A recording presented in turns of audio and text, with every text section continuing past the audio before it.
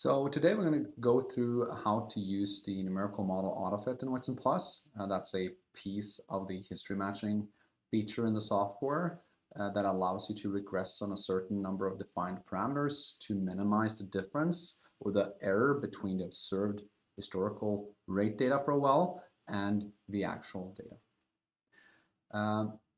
The details of the algorithm we'll leave for later. You can check out the details of that in our manual, but I'll still want to go through a couple of reminders when it comes to working with optimizers like this.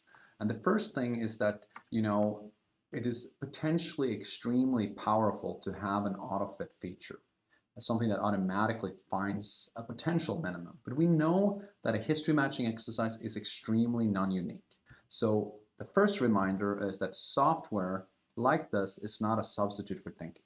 You can't just come in here, click Autofit, and think, oh, those results, they'll be automatically great, then I don't have to do anything else. Okay, you need to still use a little bit of engineering background and critical thinking to ensure that you get good results.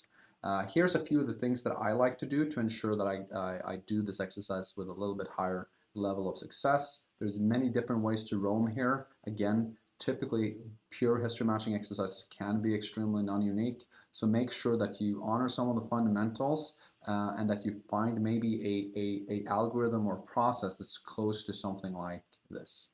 What I typically like to do is I like to use numerical RTA quickly. It doesn't have to get a perfect fit, but at least a starting point for some of the parameters that I'm dealing with. Then I'm talking specifically about a decent average K and also a decent contacted pore volume.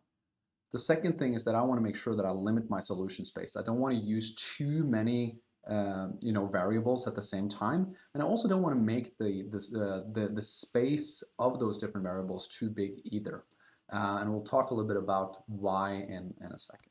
The last thing is that I typically control on gas rate in general, and then I typically weigh on bottom hole pressure and oil rate. So we'll talk about weighting in a second. Those are kind of the three quick reminders that I try to tell myself before I use this functionality in the software. So to the second thing, make sure your solution space is limited. What I mean by that is, let's say we want to use the same algorithm to find the tallest mountain in the US. It wouldn't make any sense to spend a lot of time looking down in Galveston, close to where I live, in general, if I wanted to do that exercise to provide myself with a lot of potential solutions down there. But it would be, make a lot more sense to maybe look in California or in the area around California, and hopefully that will make me end up with Mount Whitney much quicker if I wanted to find the tallest mountain in the lower 48. Okay, so make sure that your solution space is a little bit shallower. You have engineering background, you have geophysical information about the well that you're assessing to constrain the physical bounds of your solution better, to provide yourself with better initial educated guesses. So that's something that I think is really important. And the reason why it's important is that we should all strive as an engineering community that we're a part of, that we love, to not become what I call Nintendo engineers. Like engineers where we just go in and we click a button, Autofit, okay, this thing came from Whitson Plus, so that's the answer. And you kind of, oh, that's a machine that told me the answer. But we know we need to still use our engineering background, critical thinking, does this make sense, and help where we can on making better decisions when we let the machines do a lot of the hard work. So over to the software. Wanted to take this well right here that you see we haven't run any cases for this well yet. I have all the default parameters in Whitson Plus for at least some of the things we typically derive or resolve in a history matching exercise. And if I just ran this, a quick run here, just of a single run of the solution, you'll see there's a pretty bad fit. So what I want to do is I want to use the Autofit to make sure that I come closer to what the actual data is showing me. One thing that becomes important when you do Autofit type of activities is this concept of weighting and RMS or relative errors. Okay, so when it comes to the machine itself, it needs help to quantify, okay, what is the difference here between a gas rate and this that's historical and simulated. And that's done through a formula, typically root mean square. If you want to know more about that, I encourage you to just look in the manual under this particular section. But if you want to think about it intuitively, to me, for instance, it would be important to match like the late time bottom pressure here, for instance. So if I want to go in and say I would like to weigh this particular data more, I could go in here and say circle around this data will be highlighted, and the last part of the data right here will be weighted more than the early time data, okay, in the regression algorithm.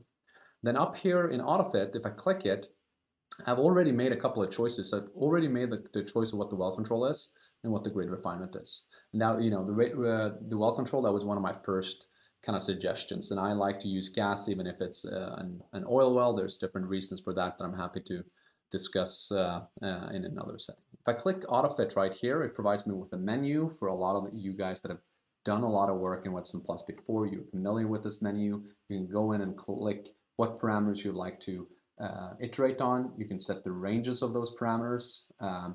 And here again, you are an engineer. You typically you have geologists and petrophysical folks on staff. Maybe you don't know exactly what the matrix permeability is, but I think most of you guys know what the matrix permeability is within a couple of orders of magnitude.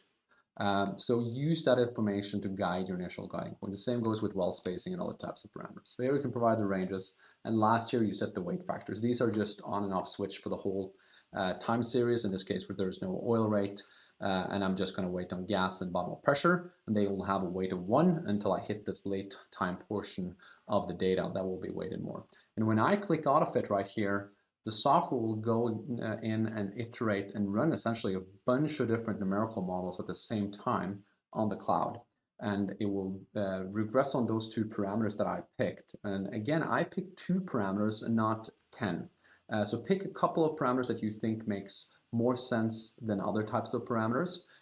So I picked XF and K. The reason why I like XF and K is that XF and K changes both the contacted pore volume, and it also changes the so-called average case. So both an early time deliverability term and a late time deliverability term. And here you can see that we already have been able to obtain much better fit than we had on the first iteration. And then I can go in and maybe adjust my ranges even more to see if I can find even better results, or I can go in and weight other parts of the data if I'd like to do that.